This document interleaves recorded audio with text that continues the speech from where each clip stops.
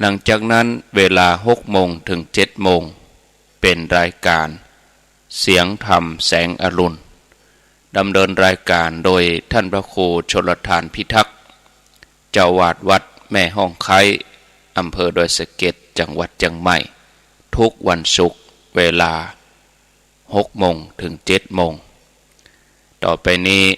เชิญทุกท่านได้ฟังรายการจากท่านพระอาจารย์ไมตรีเขเวสโกตั้งแต่เวลานี้เป็นต้นไปสัญญาณท่านพร้อมแล้วนิมนต์เลยครับนิมนต์ครับครับนะมัตถุรัตนตยัสสะขอน้อมแด่องค์พระสรีสีสัพพัญญูสัมมาสัมพุทธเจ้าพระสัทธรรมเจ้าและพระอริยสังฆเจ้าทุกรูปทุกตนทุกองค์ด้วยความเคารพนอบน้อมยิ่งขอถวายความเคารพพระเดชพระคุณหลวงพ่อครูบาประมาประมจักโกซึ่งเป็นที่เคารพสักการะอย่างสูงยิ่งขอกราบถวายความเคารพครูบาอาจารย์พระเถรานุเถระเจ้าคณะพระสังฆาธิการทุกรูปทุกองค์ด้วยความเคารพยิ่งที่กำลังเปิดเครื่องรับฟังอยู่ในเวลานี้ขอเจริญพรบรรดาศรัทธาสาธุชนผู้สนใจใฝ่หูในเรื่องธรรมะโดยเฉพาะยิ่งธรรมสาระในวันนี้รายการนี้เป็นห้องว่ารายการธรรมะรับแสงอรุณดำเนินโดยการโดยกลุ่มงานของพระอาจารย์บรรยงหรือท่านพระอาจารย์พระครูอภิวัฒนวิกรมวัดปากทางเจริญอำเภอดอยหล่อจังหวัดเชียงใหม่วันนี้วันที่6เนาะแม่นละกะวันที่6พฤษภาคมพุทธศักราช2565เป็นวันศุกร์ตรงกับเดือน8เหนือออกหรือขึ้น6ค่ำสาธุชนทั้งหลายวันเวลาล่วงไปบัดนี้เราทำอะไรอย่างกันอยู่คะโนโวมาอุปัจจคาขณะเวลาจะได้ล่วงท่านทั้งหลายไปเลยสาธุชนทั้งหลายคะโนโวมาขณะความหมายนะคำว่าขณะในที่นี้ถึงขณะนี้เฮาดำรงตนดำรงตัวเป็นอะไรอย่างอยู่ในสถานะอะไรอย่างความจริงแต่ละคนน่ะมันมีหลายสถานะเนาะอย่างตุเจ้านี่ก็อยู่ในสถานะของพระภิกษุที่จะต้องปฏิบัติศาสนกิจที่สำคัญที่สุดก็คือศาสนกิจในการนำเอาความรู้ที่เป็นสาระแก่นสารทางพระพุทธศาสนาไปเผยแผ่คือบรรดาศรัทธาสาธุชนได้รู้ได้เกิดความเข้าใจในทางที่ถูกตามแบบเบาวิถีพุทธอันนี้ก็เป็นหน้าที่หลักเลยเขาเคยจำกันได้อยู่เนาะว่าบวชแล้วต้องทำอย่างบวชแล้วต้องเรียนบวชเรียนจึงมีคำว่าบวชเรียนอะไรอย่างเรียนเรื่องธรรมะเรื่องข้อควรปฏิบัติเรื่องว่าวินัยที่ภิกษุที่เข้ามาในพระพุทธศาสนาแล้วจะต้องทำการศึกษาเพื่อเกิดความเข้าใจและจะได้ปฏิบัติตัวปฏิบัติตนตามแนวทางนั้นตั้งแต่อยู่ในพระอุโบสถอยู่ในอุโบสถตอนเป๊กตอนบวชอุปชาจะสอนอนุศาสตร์8อย่างสิ่งที่ควรทำ4สิ่งที่บ่ควรทำ4แล้วตุเจ้าก็จะนำแนวทางอย่างนั้นมาสู่การปฏิบัติบทไปก็จะเกิดความรู้ความเข้าใจในเรื่องปฏิปทาจริยวัตรที่ควรประพฤติปฏิบัติตามแนวทางวิถีของนักบวชอันนี้คือนักพุทธหน้าที่ในความเป็นพระที่บวชเข้ามาในพระพุทธศาสนาแล้วนอกจากจะป ปฏิบัติศาสนกิจอื่นๆที่เป็นศาสนกิจรองลงไปอย่างกะถ้าเป็นผู้บริหารในองค์กรเช่นอย่างเจ้าอาวาสก็ดีเจ้าคณะตำบลก็ดีเจ้าคณะอำเภอเจ้าคณะจังหวัดเจ้าคณะภาคเจ้าคณะใหญ่หนตลอดถึงกรรมการมหาเถรสมาคมและตำแหน่งสูงสุดก็คือสมเด็จพระสังฆราชก็มีหน้าที่ของแต่ละท่านแตกต่างกันออกไปแต่โดยหลักแล้วหน้าที่หลักที่พึงละไม่ได้ก็คือเล่าเรียนถึงแม้ว่าจะจบแล้วหลักสูตรถ้าเปลี่ยนบอกว่านักสูตรนักธรรมก็จบนักธรรมเอกละมันต้องเฮียนละใจหลักสูตรบาลีจบปรริญญาธรรม9ประโยคละใจอันนี้เป็นสายพระปริยัติเป็นห้องพระปริยัติธรรมคือการเฮียนมันมี2อย่างคือนักธรรมบาลีตัวนั้นถ้าเป็นการศึกษาในเรื่องวิชาสามัญก็จะเฮียนตั้งแต่ป.1 ป.2 ป.3 ป.5 ถึงป.6 ม.1 ม.3 ถึงม.6 แล้วก็ปริญญาตั้งแต่ปริญญาตรีโทเอกอันนั้นก็เป็นเรื่องของความรู้ความเข้าใจที่สามารถเสริมเข้ามาได้เป็นความรู้เสริมเป็นความรู้เสริมไม่ใช่ความรู้หลักนี่พระภิกษุในบวรพระพุทธศาสนาเพิ่นบ่ได้กำกับไว้ว่าจะต้องเราเรียนอย่างนี้แต่ก็บ่เป็นหยังเรียนมาแล้วจบแล้วก็ถือได้ว่าได้รับความรู้เสริมเพราะฉะนั้นสาธุชนทั้งหลายวันนี้อาตมาทำไมถึงอย่างนี้ก็เพื่อที่จะบอกผู้หมู่ทั้งหลายว่าเวลานี้ขณะนี้ดำรงตำแหน่งเป็นอะไรอย่างในคณะพระภิกษุสามเณรก็จะมีตำแหน่งอย่างอีกแล้วเจ้าบ้านศรัทธาสาธุชนหมู่เฮาทั้งหลายก็มีฐานะหลายอย่างเวลาอยู่บ้านก็เป็นพ่อเป็นแม่นะสมมติว่าเป็นผู้ใหญ่ถ้าเวลาเฮาไปปะพ่อเฮาก็เป็นลูกของเหมาะเวลาไปปะใส่พี่ป้านาอาเฮาก็เป็นหลานตัวเฮานะเป็นหลายอย่างและในขณะเดียวกันก็ได้รับมอบหมายหน้าที่ทางสังคมเป็นจะได้ห้องเป็นผู้ใหญ่บ้านเป็นกำนันเป็นสมาชิกอบต.เป็นสมาชิกสภาเทศบาลหรือเป็นอสม.อย่างหมู่เนี่ยก็มีหน้าที่แตกต่างกันไปจะเตือเป็นครูอยู่แต่ไปปะใส่ครูตัวเก่าตัวเองก่อนมีอยู่ในฐานะเป็นลูกศิษย์ครับเนี่ยเพราะฉะนั้นฐานะต่างๆที่เราเป็นกันอยู่นะเราได้ทำความสอดคล้องต้องกันเกี่ยวกับภาระหน้าที่หรือยังสิ่งที่ก็เพื่อที่จะอยากคือหมู่เฮาฮู้ว่าเฮามีหน้าที่แถมอย่างหนึ่งก็คือความเป็นพุทธศาสนิกชนพุทธศาสนิกชนนี่เป็นหนึ่งในบริษัทเคยประกาศไว้เมื่อแล้วว่าบริษัทในพระพุทธศาสนานะมี4เหล่าคือพุทธบริษัท4ภิกษุบริษัทภิกษุณีบริษัทอุบาสกบริษัทอุบาสิกาบริษัทใน4จำพวกนี้ก็แบ่งเป็น2กลุ่มใหญ่ๆคือฝ่ายพระกับฝ่ายฆราวาสบริษัททั้ง4มีหน้าที่อย่างก็จะต้องช่วยกันปกป้องทนุบำรุงพระพุทธศาสนาให้ยืนยงคงอยู่ต่อไปถึงแม้ว่าจะบ่มีในปรากฏในรัฐธรรมนูญปรากฏในกฎหมายมาตราใดแต่เป็นจารีตเป็นวัฒนธรรมเป็นประเพณีที่หมู่เฮาจะต้องปฏิบัติเพื่อสอดคล้องต้องกันในขณะที่เฮาเป็นพุทธศาสนิกชนเนี่ยสำคัญที่สุดเพราะประเทศไทยเพิ่นบอกว่าประชากรส่วนใหญ่นับถือพระพุทธศาสนาปัจจุบันนี้ก็ดูเหมือนว่าจะมีประมาณ90กว่าเปอร์เซ็นต์แต่ก่อนแต่ก็มีประมาณ95ประเดี๋ยวนี้อาจจะลดลงเหลือ90ก็เหลือ89ครับการสำรวจก็ยังบ่ค่อยแน่นอนแต่มีจำนวนบ่น้อยแน่นักแน่สาธุชนทั้งหลายวันนี้อาตมาจะมาพูดถึงเรื่องเกี่ยวกับ อันตรายที่จะมาทำให้พระพุทธศาสนาของเราเสื่อมถอย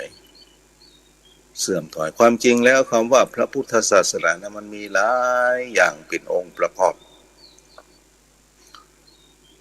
เช่นถ้าเป็นตุเจ้าเป็นสามเณรเป็นภิกษุภิกษุณีเป็นอุบาสิกาเป็นอุบาสกเป็นแม่ชีเป็นแม่ขาวอันนี้เปิดห้องว่าศาสนบุคคลเป็นหนึ่งในองค์ประกอบของศาสนาเรียกว่าศาสนบุคคลคือบุคคลผู้อยู่ในองค์กรนี้ในฐานะบุคคลเคลื่อนไหวได้ไปไหนได้คิดได้พูดได้ทำได้อย่างนี้เป็นองค์ศาสนาบุคคลองค์ประกอบที่สองก็คือกุฏิวิหารศาลาโบสถ์กำแพงบริเวณวัดอันนี้เป็นองค์ศาสนสถานศาสนสถานเป็นสถานที่ประกอบพิธีกรรมทางศาสนาเป็นที่อยู่ที่อาศัยของผู้เข้ามาบวชในพระพุทธศาสนาห้องวัดศาสนสถานสำหรับพระพุทธรูปก็ดีพระธาตุเจดีย์ก็ดีที่เป็นที่เคารพสักการะของหมู่เฮาเจ้าข้าถึงหมู่ถึงมวลอันนั้นเป็นห้องวัดศาสนวัตถุศาสนสถานกับศาสนวัตถุนี่บัจจัยอันเดียวกันศาสนสถานก็คืออาคารสถานที่ทั่วๆไปของห้องวัดศาสนสถานแต่ถ้าเป็นสิ่งที่เฮาเคารพเอาสักการะเอาบูชากันเอาห้องเปิ้นห้องวัดศาสนวัตถุ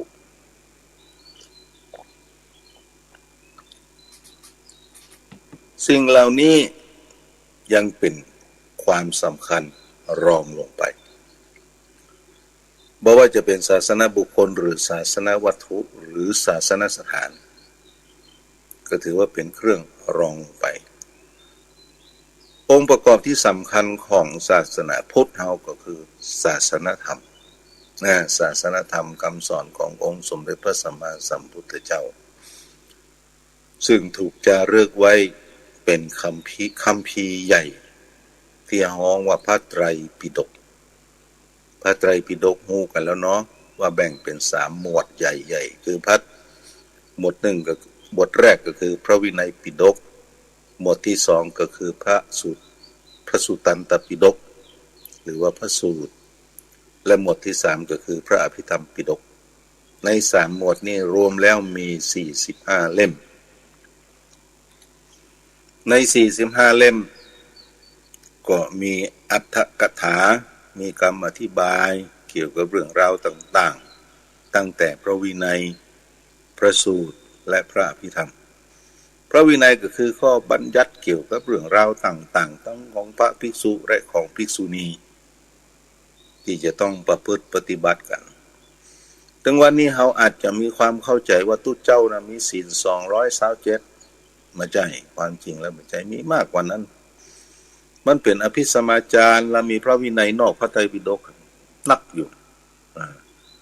เพราะน้องว่าเป็นอภิสมาจารเป็นข้อวัดปฏิบัติที่พึงกระทำถ้ากระทำนอกเหนือจากที่เพิ่นว่าไว้ก็ถูกตำหนิถูกลงโทษถูกกล่าวโทษเปิดห้องว่าพระวินัยนอกพระไตรปิฎก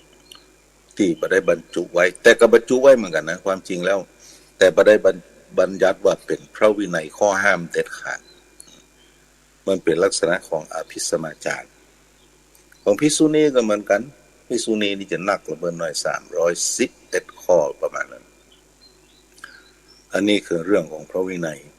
พระสูตรก็คือเรื่องคำสอนที่พระพุทธองค์ทรงไปเทศนาสอนนั้นสอนนี้สอนไผสอนอย่างใดและมีความเป็นมาจะได้กว่าจะสอนแล้วคนฟังได้เกิดความรู้ความเข้าใจในเรื่องใดพ้องก็จะอู้ถึงเรื่องพระสูตรหรือพระสุตตันตปิฎกในสมัยการสังคายนาแต่ละครั้งน่ะเพิ่นก็จะเอาผู้ทรงภูมิหรือผู้ที่ทรงไว้ซึ่งเรื่องราวต่างๆน่ะมาเป็นคนกล่าว อย่างเช่นการสังคายนาครั้งที่หนึ่งถ้าอู้ถึงเรื่องพระวินัยก็คือท่านพระอุบาลีพระอุบาลีมาเป็นคนอู้เป็นคนบอกว่าพระพุทธเจ้าได้ห้ามมีพระวินัยข้อไหนอย่างใดบ้างที่เป็นครุกาบัตเป็นละหุกาบัตครุกาบัตก็คืออาบัตนักละหุกาบัตก็คืออาบัตเบามีอย่างท่องท่านพระอุบาลีก็เล่าไปก็จำกันไว้ว่าเป็นห้ามอย่างนี้อย่างนี้สมัยตะก่อนครั้งแรกๆนะจำทั้งนั้นน่ะใช้วิธีมุขปาฐะพระสุตตันตปิฎกพระสูตรก็คือพระอานนท์เป็นผู้เล่าเพราะพระอานนท์น่ะเป็นพุทธอุปถากขององค์สมเด็จพระสัมมาสัมพุทธเจ้าก่อนที่จะรับตำแหน่งพุทธอุปถากพระอานนท์ขอพระพุทธเจ้าไว้ว่าเวลาได้มาเป็นพุทธอุปถากแล้วข้าพระพุทธเจ้าขอความจริงก็ขอหลายข้อนะแต่มีข้อที่เกี่ยวข้องก็คือบอกว่าหากที่ใดที่พระพุทธองค์เสด็จไปแสดงพระธรรมเทศนาโปรดภัยกระจ่างเถิดถ้าข้าพระพุทธเจ้าบ่ได้ไปตัวขอพระพุทธองค์จงปิกมาแล้วมาเล่าให้ฟังกันมาอู้ฟังเพราะในฐานะเตรียมเป็นพุทธอุปถากแล้วถ้ามีคนมาถามว่าเรื่องนี้พระพุทธเจ้าเปิ้นว่าจะได้หาถ้าพระพุทธเจ้าบอกว่าบ่อู้มันก็จะบ่ใช่พุทธอุปถากพระพุทธเจ้าก็รับปากเพราะฉะนั้นเวลาไปแสดงธรรมแก่ไผที่ไหนก็จ้างหลังจากกลับวัดแล้วพระพุทธองค์ก็จะมาอู้คือพระอานนท์ฟังพระอานนท์จึงทรงไว้ซึ่งพระสูตรก็ถือว่าเป็นเรื่องที่สำคัญเพราะฉะนั้นในพระสูตรแต่ละพระสูตรที่เป็นสูตรสำคัญนะมันจะมีคำขึ้นต้นว่าเอวัมเมสุตังเอวัมเมสุตังธรรมจักรปวัตตนสูตรก็เอวัมเมสุตังขึ้นต้นหมดคำว่าเอวัมเมสุตังก็แปลว่าข้าพเจ้าได้ยินมาอย่างนี้แม้แต่เวลาไปนั่งเทศธรรมะธรรมเมืองก็เหมือนกันที่เป็นทำข่าวโบราณอย่างกระจ่างคนที่แต่งทำในเรื่องนั้นๆก็จะมีกรรมขึ้นต้นนะโมตัสสะภะคะวะโตอะระหะโตสัมมาสัมพุทธัสสะเอวัมเมสุตังเอกังสะมะยังภะคะวะเนี่ยเป็นเรื่องของพระอานนท์ที่จะมาอู้หรือพระสูตรให้ฟังสำหรับพระพิธรรมนั้นเป็นการบรรจุธรรมะในชั้นสูงที่ขยายความในพระสุตตันตะในบางประเด็นที่เป็นธรรมะละเอียดลึกซึ้งแต่ในอภิธรรมนั้นปัจจุบันนี้ก็จะอู้ถึงเรื่องจิตเจตสิกรูปนิพพานแบ่งเป็น4หมวดจิต221เจตสิก52รูป28นิพพาน1อันนี้เป็นต้นอันนี้ก็เป็นเรื่องของพระพิธรรมถ้าความมาอย่างอีกก็เพื่อที่จะบอกผู้ตั้งเขาตั้งหลายนะครับเพราะว่าความจริงแล้วพระพุทธศาสนามีโครงสร้างที่มั่นคงแข็งแรงมากตั้งแต่ครั้งพุทธกาลมาแล้วมีคำสอนที่ชัดเจนมีองค์กรที่จะต้องเข้าไปดูแลเช่นศาสนบุคคลในกลุ่มต่างๆที่เป็นตั้งแต่ภิกษุภิกษุณีอุบาสกอุบาสิกาจะต้องออกมาช่วยกันทนุบำรุงช่วยกันปกป้องช่วยกันขับเคลื่อนศาสนธรรมคือเกิดความรู้ความเข้าใจกับบุคคลทั่วไปแม้กระทั่งเป็นพุทธศาสนิกชนและไม่ใช่พุทธศาสนิกชนเราก็ต้องนำเอาสิ่งที่ดีๆเหล่านี้ไปเพื่อเกิดความรู้ความเข้าใจกับบุคคลเหล่านั้นอย่างต่อเนื่องสาธุชนทั้งหลายข่าวคราวเกี่ยวกับพระพุทธศาสนาถึงวันนี้เป็นจะไดพ้องความจริงเราสดับรับฟังกันมาเมินละเกิดเรื่องตีหั่นเกิดเรื่องตีนี่ ในสมัยอดีตเมื่อมาพอสมควรก็มีการจับพระมหาเถระที่สำคัญในระดับกรรมการมหาเถรสมาคมเกี่ยวกับเรื่องคดีเงินทอนวัดก็โดนไปหลายรูปหลายตนแต่มันแปลกกระบวนการจับพระสงฆ์ในคดีเงินทอนวัดเนี่ยพอจับเสร็จเรียบร้อยแล้วน่าจะทำการสอบสวนให้ชัดเจนแล้วตั้งข้อหาแล้วก็ก้อยนำเข้าไปสู่กระบวนการฟ้องก่อนที่จะฟ้องหลักฐานยังบ่ชัดเจนคำให้การยังบ่ชัดเจนยังบ่มีการตัดสินใดๆก็น่าจะมีการประกันตัวออกมาแต่กลับปรากฏว่าบัดใจจับแล้วสอบปุ้นสอบเพส่งฝากขังศาลมีการขอยื่นประกันตัวศาลปฏิเสธบ่ให้ประกันต้องให้ฝากขัง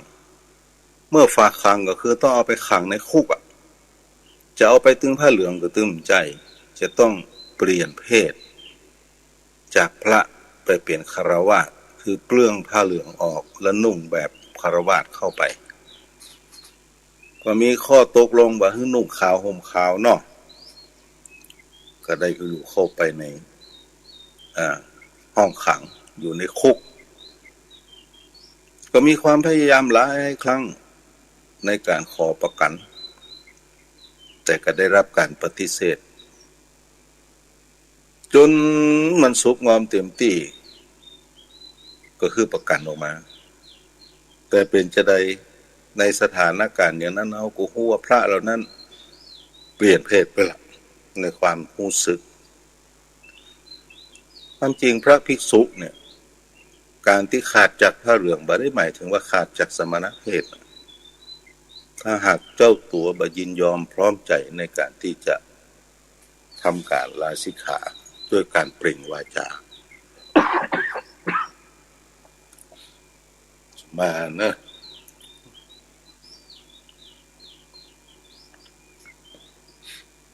แต่ว่าวันศืนนี้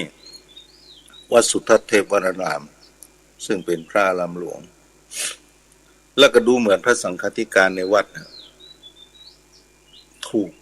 กระทำโดยกระบวนการนี้หลายรูปด้วยกันประมาณ3 รูป 4 รูป3 รูป 4 รูปตั้งแต่เจ้าอาวาสผู้ช่วยเจ้าอาวาสระดับเจ้าอาวาสระดับกรรมการมหาเถรสมาคมและผู้ช่วยเจ้าอาวาสก็ระดับพระราชาคณะทั้งนั้นคือท่านเจ้าคุณทั้งนั้นวัดสุทัศน์ก็ได้คืนสมณเพศให้กับภิกษุเหล่านั้นหลังจากที่ในที่สุดส่งฟ้องศาลการแก้ความต่างกันเสร็จเรียบร้อยแล้วศาลก็ตัดสินว่าไม่มีมูลความผิดตามที่ฟ้องเพราะเขาฟ้องว่าเป็นผู้ฟอกเงินเป็นผู้รับอย่างเกี่ยวกับเรื่องเงินทอนวัดเนี่ยที่องค์กรหนึ่งทางพระพุทธศาสนาได้นำไปบูรณะพัฒนาวัดแล้วก็เกิดการเป็นห้องว่ายักยอกการคืนโดยกระบวนการโดยตู้เจ้าแล้วบอกตู้เจ้าจะเป็นหูเรื่องจะได้เนาะแม่นอาจจะบางครั้งอาจจะหูเรื่องแต่ก็ตกกระไดพลอยโจรโดยบ่มีเจตนาในการที่จะคิดทำอย่างนั้นเพราะการกระบวนการวางแผนนั้นมันเป็นเรื่องของหน่วยงานที่เปิ้นมีกำลังในการที่จะมั่มทรัพย์เหล่านั้นมาให้เอาละสาธุชนและแถมถึงวันนี้ก็เหมือนกันข่าวเกี่ยวกับเรื่องว่าตรงๆก็คือเรื่องหมอปลาไปหั่นหมอปลาไปนี่โจรวัดบางวัดขึ้นป้ายห้ามหมอปลาเข้าวัดแต่บกกองขึ้นป้ายเสร็จเรียบร้อยแล้วก็มีการลุกประชิดความจริงในองค์กรศาสนาเนี่ยเฮามีพระวินัยาธิกรหรือตำรวจพระนี่มีหน้าที่ตรวจสอบความประพฤติของพระภิกษุสามเณรในพระพุทธศาสนามีเรื่องราวใดเกิดขึ้นต้องแจ้ง คือกับเจ้าคณะปกครองในแต่ละระดับตั้งแต่ระดับเจ้าคณะตำบลเจ้าคณะอำเภอเจ้าคณะจังหวัดแล้วท่านเจ้าคณะปกครองเหล่านี้ก็จะได้แจ้งให้พระวินัยาธิการเข้าไปตรวจสอบหาข้อมูลหาหลักฐานเพื่อกระทำการสอบสวนสืบสวนเมื่อรู้ชัดเจนแล้วโทษควรลงในสถานะอย่างใดก็จะได้ดำเนินการกันแต่ถึงวันนี้มันไม่ได้ผ่านกระบวนการนี้ก็ทำให้เกิดความซับซ้อนว่าไผ่เป็นไผ่กันแน่ถึงวันนี้และเขาเป็นเจ้าหน้าที่ของรัฐไหมมีอำนาจในการเข้าไปดำเนินการจัดการไหมอันนี้จึงเป็นเรื่องสำคัญสาธุชนทั้งหลายวันก่อนวันพุธอาตมาก็ได้พูดถึงเรื่องพระมหากษัตริย์หลังจากที่ประกอบพิธีบรมราชาภิเษกแล้วจะเสด็จไปยังพระอุโบสถวัดพระศรีรัตนศาสดารามเลยเป็นพระราชภารกิจแรกที่พระองค์จะต้องทรงกระทำเป็นโบราณราชประเพณีดูเหมือนจะปรากฏในกฎมนเทียนบานตัวนั่นก็คือประกาศตนเป็นพุทธมามกะและโดยรัฐธรรมนูญแห่งราชอาณาจักรไทยทุกฉบับที่เกิดขึ้นมาในแผ่นดินสยามแผ่นดินของประเทศไทยเพราะว่าจะเป็นรัฐธรรมนูญจากฝ่ายประชาธิปไตยฝ่ายเผด็จการเป็นรัฐธรรมนูญชั่วคราวฉบับถาวรรัฐธรรมนูญทุกฉบับจะระบุไว้ชัดเจนในหมวดที่ว่าโดยพระมหากษัตริย์ความจริงรัฐธรรมนูญแต่ละฉบับเนี่ยมันก็จะมีแบ่งเป็นหมว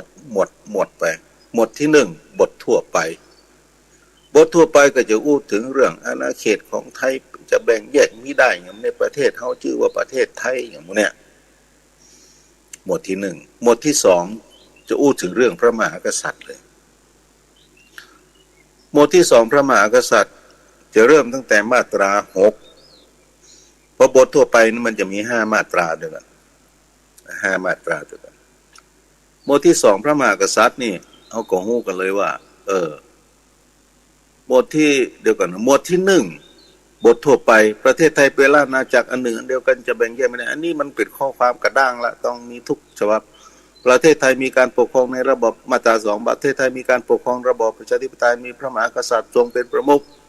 มาตรา3อำนาจอธิปไตยเป็นของปวงชนชาวไทยพระมหากษัตริย์เป็นผู้ทรงเป็นประมุขนั้นจะทรงใช้พระราชอำนาจนั้นทางรัฐสภาคณะรัฐมนตรีและศาลตามบทบัญญัติแห่งรัฐธรรมนูญอันนี้เป็นต้นทีนี้หมวดที่2พระมหากษัตริย์มาตรา6เพิ่นจะบอกว่าองค์พระมหากษัตริย์ทรงดำรงอยู่ในฐานะอันที่เคารพสักการะผู้ใดจะละเมิดมิได้ผู้ใดจะกล่าวหาหรือฟ้องร้องพระมหากษัตริย์ในทางใดๆมิได้ห้ามเด็ดขาดกฎหมายว่าไว้มาตร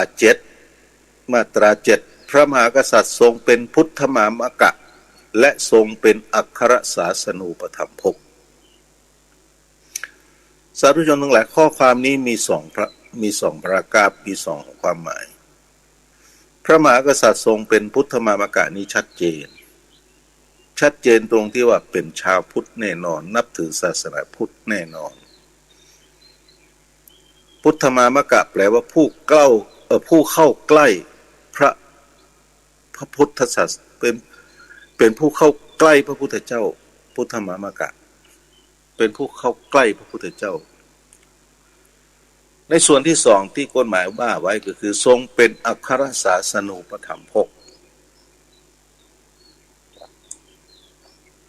คำว่าอัครศาสนูปถัมภกก็คือเป็นผู้ที่จะต้องเข้ามาดูแลศาสนาคำว่าศาสนาในประเทศไทยความจริงแล้วมันไม่ใช่มีแค่ศาสนาพุทธในศาสนาต่างๆในประเทศไทยที่ทางการรับรองเดี๋ยวจะอู้ถึงคำว่ารับรองนะครับที่ทางการรับรองว่าเป็นศาสนาที่อยู่ในประเทศไทยมี5ศาสนาด้วยกัน มี5ศาสนาศาสนาหนึ่งก็คือศาสนาพุทธศาสนาที่2คือศาสนาคริสต์ศาสนาที่3คือศาสนาอิสลามศาสนาที่4ก็คือศาสนาพราหมณ์ฮินดูและศาสนาที่5คือศาสนาซิกมี5ศาสนาจำไว้นะศาสนาที่1คือศาสนาพุทธศาสนาที่2คือศาสนาคริสต์ศาสนาที่3คือศาสนาอิสลามศาสนาที่4คือศาสนาพราหมณ์หรือฮินดูและศาสนาที่5คือศาสนาซิกทรงเป็นอัครศาสนูปถัมภกก็คือจะต้องอุปถัมภ์ค้ำชูทุกศาสนาที่ว่านี้โดยวิธีการกระบวนการตามความเหมาะสมที่กำหนดในกฎหมายที่เกี่ยวข้องกำหนึ่งความจริงองค์กรหลักของรัฐที่ดูแลพระพุทธศาสนาถึงวันนี้เราจะอู้ถึงพระพุทธศาสนาก่อนมี2องค์กรด้วยกันเป็นองค์กรใหญ่ๆ องค์กรแรกก็คือกระทรวงวัฒนธรรมกระทรวงวัฒนธรรมมีกรมการศาสนาอยู่กระทรวงวัฒนธรรมมีกรมการศาสนาอยู่และปัจจุบันนี้กระทรวงวัฒนธรรมก็มีหน่วยงานที่เป็นผู้แทนกระทรวงในระดับจังหวัดทุกจังหวัดเปิดหัวสำนักงานวัฒนธรรมจังหวัดในหน่วยงานของสำนักงานวัฒนธรรมจังหวัดก็มีเจ้าหน้าที่ผู้ประสานงานเพื่อขับเคลื่อนงานของกระทรวงในลักษณะของนักวิชาการวัฒนธรรมและเจ้าหน้าที่ประจำสำนักงานก็จะแบ่งไปประจำที่ต่างๆหรือไปประสานงานในพื้นที่ต่างๆกระทรวงวัฒนธรรมมีกรมการศาสนาและกรมการศาสนานี่แหละสาธุชนทั้งหลายเป็นหน่วยงานของรัฐที่จะต้องเข้าไปดูแลทุกศาสนาตั้งแต่ศาสนาพุทธศาสนาคริสต์ศาสนาอิสลามศาสนาพราหมณ์ฮินดูและศาสนาซิกอันนี้เป็นองค์กรแรกคือกระทรวงวัฒนธรรมที่ดูแลศาสนาพุทธอยู่องค์กรที่2ก็คือสำนักงานพระพุทธศาสนาแห่งชาติสำนักงานพระพุทธศาสนาแห่งชาติอันนี้ดูแลเรื่องพระพุทธศาสนาโดยตรงศาสนาอื่นบักเกี่ยวแต่สำนักงานพระพุทธศาสนาแห่งชาตินี้สังกัดสำนักนายกรัฐมนตรีมีรัฐมนตรีประจำสำนักนายกตามที่ได้รับมอบหมายเป็นผู้ดูแลสั่งการอย่างกระทรวงวัฒนธรรมนี่ก็จะมีรัฐมนตรีว่าการกระทรวงวัฒนธรรมเป็นผู้ดูแลแต่สำนักงานพระพุทธศาสนานี่ ขึ้นตรงต่อสำนักนายกรัฐมนตรีก็จริงแต่ไม่ได้หมายถึงว่านายกรัฐมนตรีจะต้องเป็นผู้กำกับดูแลนายกรัฐมนตรีก็จะมอบเพื่อรัฐมนตรีประจำสำนักนายกรัฐมนตรีเข้าไปดูแลสำนักงานพระพุทธศาสนาแห่งชาตินี่จะเป็นผู้ดูแลเรื่องโครงสร้างหลักของพระพุทธศาสนาเลยตั้งแต่ยุบวัดเลิกวัดตั้งวัดอย่างนี้เป็นต้นจนกระทั่งนิตยพัฒน์พระสงฆ์เนาะพระคุณเจ้าคณะพระสังฆาธิการจะได้รับนิตยพัฒน์อย่างพ่องการจัดการศึกษาในโรงเรียนพระปริยัติธรรมอันนี้เป็นเรื่องของสำนักงานพระพุทธศาสนาแห่งชาติหมดในขณะที่เรามีองค์กรภาครัฐ2องค์กรใหญ่ๆดูแลนะในฝ่ายของพระสงฆ์ก็มีกรรมการมหาเถรสมาคมลงมากรรมการมหาเถรสมาคม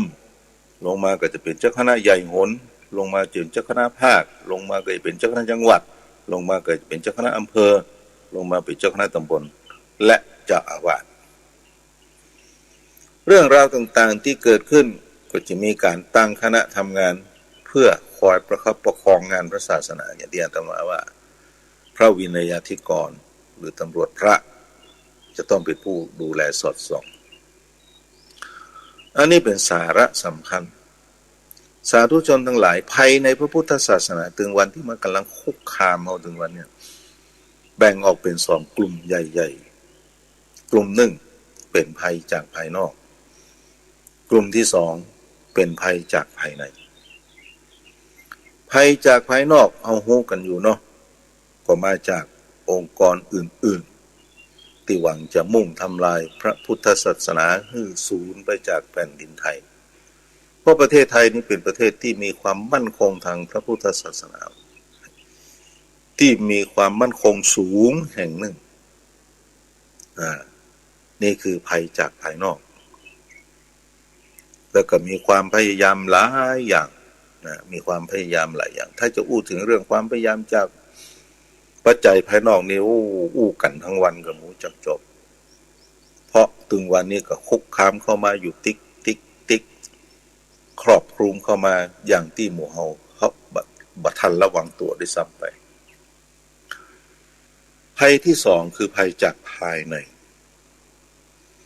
ภัยจากภายในถึงวันเนี่ยเป็นสาระสำคัญเลยทีเดียวภัยจากภายนอกบัดสามารถที่จะเข้ามาได้ถ้าภายในเฮาเข้มแข็งเฮาจะต้องเข้มแข็ง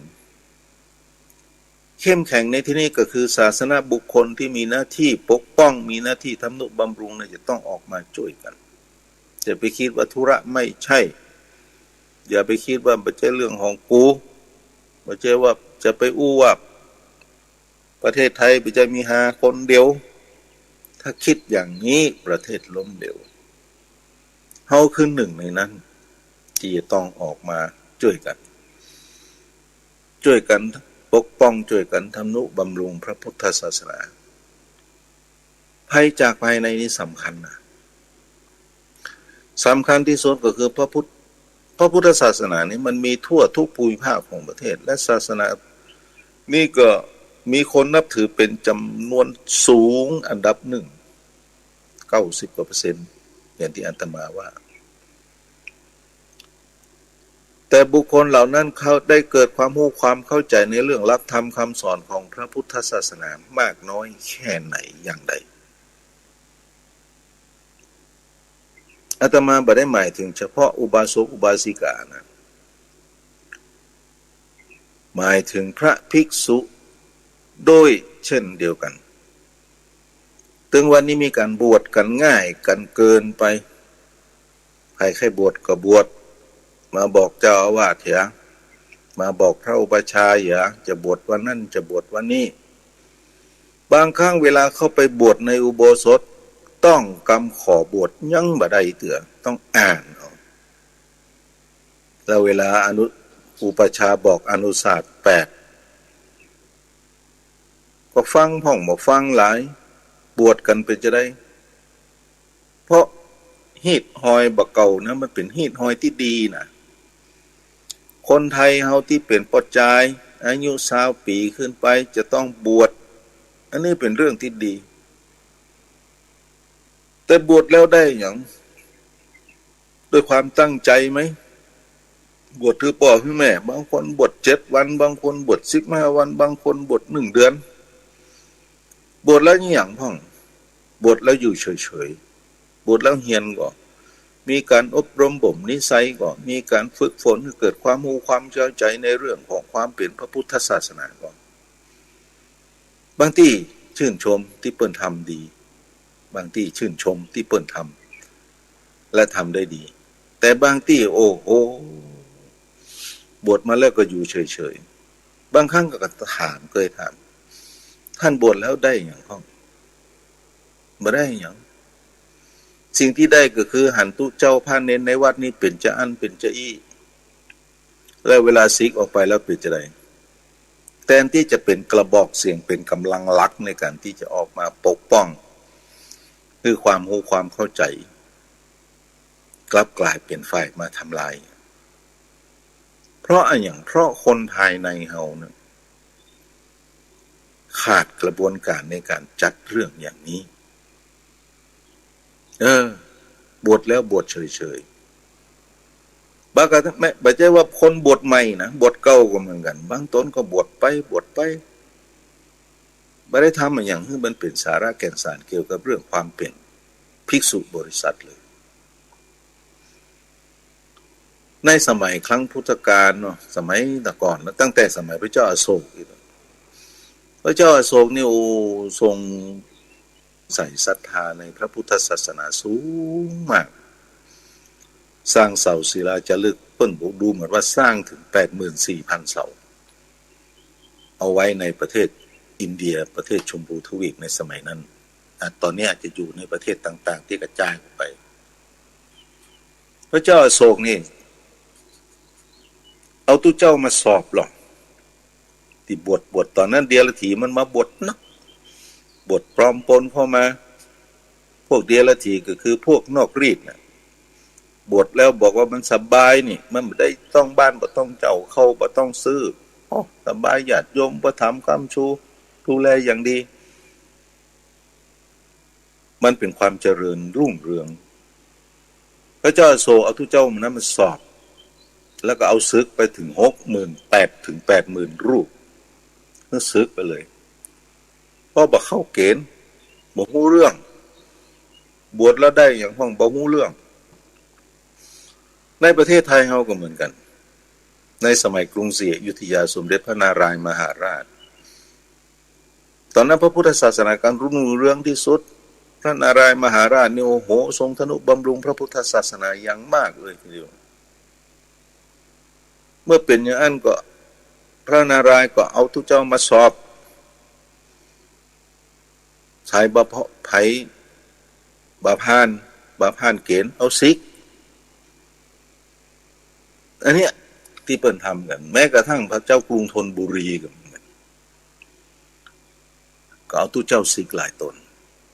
ในที่สุดจนหาว่าเปิ้นเป็นบ้าความจริงแล้วเปิ้นต้องการปกป้องพระพุทธศาสนาสาธุชนทั้งหลายเรื่องราวต่างๆที่มันเกิดขึ้นเนี่ยก็คงบ่สามารถที่จะสาธยายได้หมดว่ามันมีความเป็นมาเป็นไปจะได้แต่สรุปแล้วก็คือศาสนาบุคคลก็คือศาสนาบุคคลศาสนสถานก็คือศาสนสถานศาสนาวัตถุก็คือศาสนาวัตถุสิ่งที่เราจะต้องปกป้องกันไว้ก็คือศาสนธรรมคำสอนของพระพุทธเจ้าปกป้องแล้วนำไปเผยแผ่ให้เกิดความมุ่งความเข้าใจร่วมกันที่สำคัญก็คือศาสนพิธีกรรมในทางพระพุทธศาสนาที่เรากระทำบำเพ็ญกันนั้นถ้าหากอิงหลักของวิถีพุทธแล้วเรื่องบางเรื่องที่เรากระทำกันนั้นมันไม่ใช่พุทธอาตมาจะว่าอย่างไรดีเช่นอย่างในสมัยอดีตเนาะชาวจตุเปิ้นเฮาสร้างเหรียญจตุคามรามเทพปูปากันซื้อกันมาปูจาสักการะไหว้คอกันในที่สุดจตุคามรามเทพก็หายไปเนี่ยโมเฮามันเป็นมงคลตื่นข่าวต่อมาไอ้ไข่ฮะเมาะแปลงไอ้ไข่มาโอ้สักการะปูจาไปไหว้ไปสาไปลูบไปค้ำไอ้ไข่คอหวยเดี๋ยวนี้เป็นจะได้ก็ยังมีอยู่นะก็ยังมีอยู่เปิ้นขุดไม้ในแม่น้ำเป็นไม้ตะเคียนเล่มใหญ่ยาวโอ้เอามาไว้บนฝั่งเอาแป้งไปลูบคอหวยเนี่ยศาสนาพุทธบ่ได้สอนให้ทำอย่างนั้นแต่คนเฮาก็หลงไหลเพราะอย่างเพราะต้องการที่เปิ้งที่หลุดพ้นจากความทุกข์ในขณะนั้นก็คือความยากจนข้นแค้นความขาดแคลนจึงดิ้นรนเท่าที่จะกระทำได้เพื่อหาทางหลุดพ้นจากความทุกข์ในห่วงนั้นซึ่งมันเป็นการหาที่บ่ถูกต้องไปบนบานศาลกล่าวสิ่งศักดิ์สิทธิ์ท้าวเวสสุวรรณอย่างพวกนี้เป็นต้นพระพิฆเนศอย่างนี้เป็นต้นโอ้สาธุชนทั้งหลายประเทศไทยเรานับถือศาสนาพุทธประเทศสหรัฐอเมริกาเปิ้นนับถือศาสนาคริสต์ประเทศสหรัฐอเมริกาท่านรู้ก็ว่าประธานาธิบดีเวลาจะเข้าสู่ตำแหน่งประธานาธิบดีเนี่ยจะต้องกระทำพิธีการสาบานต่อคัมภีร์ของศาสนาเปิ้น เอามือแตะที่คัมภีร์กล่าวคำสาบานจึงเข้าสู่ตำแหน่งได้ประเทศไทยเอาอย่างอันพองบอกเอามือแตะพระไตรปิฎกแล้วกล่าวคำสาบานกันมันมีเลยในประวัติศาสตร์ชาติไทยผู้นำของเราแต่ละคนนี่หมดอำนาจไปแต่ละบอกกี่คนละไม่เคยกระทำการอย่างนี้เลยแต่ตรงกันข้ามการศึกษาเกี่ยวกับเรื่องพระพุทธศาสนานั้นกลับลดทอนลงไปในสมัยแต่ก่อนเขามีวิชาศีลธรรมวิชาหน้าที่พลเมืองเราเฮียนกันแต่ปัจจุบันนี้วิชาศีลธรรมถูกตัดออกไปโดยสิ้นเชิงหน้าที่พลเมืองก็หายไปแล้วและทราบว่ามีการเอาหลักสูตรวิชาของศาสนาอื่นบรรจุเข้าในหลักสูตรของการเรียนตั้งแต่ระดับประถมอันนี้น่าตกใจและแต่ว่าวันซื้อในรัฐบาลก็ประกาศขึ้นค่าตอบแทนให้กับผู้นำศาสนาบางศาสนาแทนเนี่ยบอกได้เลยว่าผู้นำของเฮาถึงวันนี้เข้าใจความเป็นสังคมไทยมากน้อยแค่ไหนเพราะสังคมประเทศไทยนี้เป็นสังคมของพระพุทธศาสนาจะต้องมีกิจกรรมภารกิจที่จะต้องกระทำในเรื่องของการที่จะต้องคนในประเทศนี้ในสังคมนี้เกิดความรู้ความเข้าใจในความเป็นพระพุทธศาสนาเป็นที่น่าเป็นที่ระดับที่น่าพอใจแต่ถึงวันนี้ไม่ใช่เลยปล่อยปละละเลยหรือผู้นำเฮาก็ยังบอกให้หูเรื่องพระพุทธศาสนาเกิดมีสมเด็จพระมหารัชมังคลาจารย์เจ้าคณะใหญ่หนเหนือในสมัยก่อนผู้ปฏิบัติหน้าที่สมเด็จพระสังฆราชวัดปากน้ำทำโครงการหมู่บ้านศีล5ขึ้นผู้หลักผู้ใหญ่ในประเทศไทยบอกว่าจะได้เป็นไปไม่ได้หรอกแม้แต่ผมเองบางวันก็ยังไม่รู้ว่ามีศีลกี่ข้อมันบัดใจกับเพราะฉะนั้นเราจะต้องลุกกันขึ้นมาฟื้นกันขึ้นมาเพื่อที่จะออกมาปกป้องประกาศตนเป็นคนที่ปกป้องที่จะปกป้องพระพุทธศาสนาถึงวันมีองค์กรหลายองค์กรพยายามฟื้นพยายามลุกขึ้นมาเพื่อที่ต่อต้านแต่กลับถูกต้านแต่เขาก็ไปได้ไปถึงไหนเพราะอย่างเพราะความตื่นตัวในเรื่องนี้ของชาวพุทธเราน้อยลงมากทุกวันนี้ดูในฐานะปักกัดตินถีบเรื่องภัยเรื่องมันเอาตัวรอดไปเป็นวันๆแต่ไม่ได้หันมาว่าพระพุทธศาสนาทำให้สังคมไทยเราเกิดสันติสุขได้พระพุทธศาสนาทำให้วิถีชีวิตของเราดีขึ้นได้แต่เรากับลืมคุณของความเป็นพระพุทธศาสนาแล้วบ่ออกมาปกป้องกันบ่ได้รวมตัวกันเป็นเรื่องเป็นราวเมื่อเป็นอย่างอี้ปุ๊บท่านทั้งหลายอีกหน่อยจะเป็นจังได๋เฮาก็ต้องฮู้กันละปนเฮาว่าพุทธันดรนี้จะต้องมี 5,000 วาษา 5,000 วาษาตอนนี้ล่วงเลยมาละ 2,565 พรรษาจะต้องไปข้างหน้าแถม 2,335 พรรษาแม่นกว่ามันจะถึงว่าบางคนก็ว่าจังมันอย่างหาขอหมดพ้นยุคเฮาไปอันนั้นก็แล้วแต่ก็อยากจะกระตุ้นเตือนให้หมู่เฮาทั้งหลายฮู้ว่าขณะนี้เฮาเป็นอย่างในฐานะความเป็นพุทธบริษัทอาตมาจึงบอกคโนโวมาอุปัจจคาขณะอย่าได้ล่วงเลยท่านทั้งหลายไปคือขณะนี้เฮาได้มาพบพระพุทธศาสนาเป็นศาสนาที่ดีที่สุดของโลกเป็นศาสนาที่ดีที่สุดของประเทศไทยเพราะพระพุทธศาสนาบ่เคยประกาศสงครามกับศาสนาใดๆเลยพระพุทธศาสนาเป็นศาสนาที่ท้าพิสูจน์ ในหลักคำสอนขององค์สมเด็จพระสัมมาสัมพุทธเจ้าทุกบททุกตอนทุกเรื่องทุกราวท้าให้มาพิสูจน์ถ้านำไปสู่การปฏิบัติแล้วเกิดมรรคเกิดผลแน่นอนสาธุชนทั้งหลายวันนี้อาจจะนักไม่น้อยหนึ่งเพราะหันแล้วเรื่องราวต่างๆที่เกิดขึ้นในพระพุทธศาสนานั้นเขามักจะตีคลุมไปว่าเป็นเรื่องของพระพุทธศาสนาอาตมาก็บอกว่าองค์กรของพระพุทธศาสนาองค์ประกอบของพระพุทธศาสนาที่เราอยู่กันถึงวันนี้มันมีหลายสถานะตั้งแต่ศาสนาบุคคลศาสนาวัตถุ